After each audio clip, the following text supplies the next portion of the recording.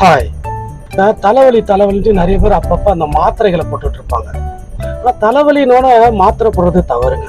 ஏன்னா தலைவலியிலே பல வகைகள் இருக்கு. அதாவது தலையில முன்பகுதியில் வலிச்சதுன்னு வைங்களேன், அது தூக்கம் இல்லாமல் இருந்துச்சுன்னா வர்ற தலைவலி. அதே மாதிரி நடு தலை மேலே வலிச்சிச்சின்னு வைங்களேன், அது ஒன்று தண்ணி குடிக்கணும், இல்லைன்னா சாப்பிடணும், இதுக்காக உள்ளது. அதுவும் இல்லை அப்படின்னா தலைக்கு பேக் சைடில் நமக்கு தலைவலிக்கும். இது மன உளைச்சலில் இருந்தால் தலைவலிக்கும். இது மாதிரி பல வகையில் நமக்கு தலைவலி வரும். ஆனால் நம்ம என்ன பண்ணிடுறோம், தலைவலி வந்தோடனே மாத்திரை போட்டு அப்பாடா அப்படின்னு நினச்சிடுறோம். ஆனால் தலைவலி ஏன் வந்துச்சு அப்படின்னு நினச்சிட்டு அதுக்கு அந்த மாதிரி உள்ள தீர்வுகளை நம்ம பண்ணணுமே தவிர எதுக்கு எடுத்தாலும் மாத்திரை போடக்கூடாது. அது எக்ஸாம்பிள் இதுதான்.